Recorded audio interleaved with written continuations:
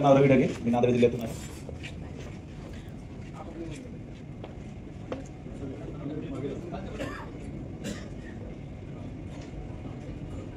तर शाळेमध्ये नाविन्यपूर्ण उपक्रम घेतला जातो.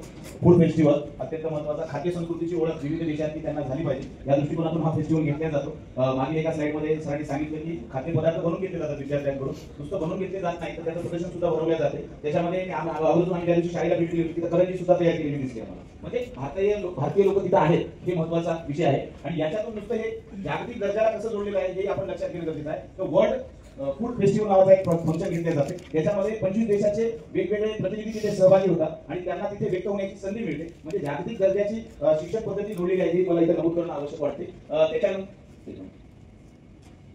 माइंडफुलनेस हा एक महत्त्वाचा विषय, जे की आपल्याकडे योग आहे. योगाच्या माध्यमातून आपल्या इथे घेतो. पण तिथे दर शुक्रवारी सर्व विद्यार्थी प्रार्थनेच्या वेळी सर्व शिक्षक एकत्र बसतात आणि दर शुक्रवारी बसल्यानंतर एका पुस्तकाचं वाचन केलं जाते. 1 तास ते अत्यंत चांगल्या पद्धतीने शिस्तबद्ध बसून वाचन घेतले जाते आणि त्यांना माइंडफुलनेस हा एक महत्त्वाचा विषय त्यांना टेक्निकल अडचण आहे तर ही लक्षात घेणं गरजेचं आहे की अत्यंत महत्त्वाचा योगाच्या माध्यमातून आपण शिकतच आलेलो आहोत.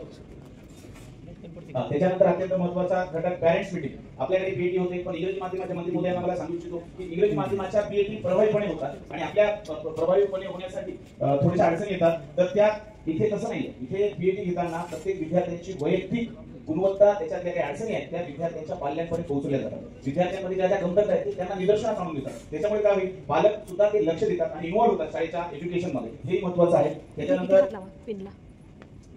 इंडोर गेम आणि आउटडोर गेम महत्त्वाचा घटक. इंडोर गेम आणि आउटडोर गेम घेताना तिथे एक काळजी घेतली आहे. म्हणजे मोदयांना मी नमूद करू इच्छितो तिथे ऑलिम्पिकचे जे खेळ आहेत ते तिथे शिकवले जातात. म्हणजे काय, ऑलिम्पिक मध्ये जे खेळ आहेत तिथे सहभागी होण्यासाठी विद्यार्थ्यांना मोठ्या प्रमाणावर वाव मिळतो आणि ते विद्यार्थी चांगल्या पद्धतीने मेडल सुद्धा मिळवतात. हे आपल्याला आपल्या एज्युकेशन मिनिस्टरने काम करणं गरजेचं आहे असं मला वाटतं थोडंसं. आणि त्यानंतर आर्ट आणि म्युझिक, जे की विद्यार्थ्यांच्या सुप्त गुणांना वाव देण्यासाठी अत्यंत महत्त्वाचा घटक आहे. त्याच्यामध्ये कला आहे, त्याच्यामध्ये जे सुप्त गुण आहेत, म्युझिकचा आहे. तिथे उच्च दर्जाच्या क्लासरूम आम्हाला बघायला मिळाले. म्हणजे तिथे वेगवेगळे साधनं जे की आहेत आर्टसाठी असेल किंवा म्युझिकसाठी असेल ते सर्व साधनं त्यांना उपलब्ध करून दिली जातात आणि त्या संधीचा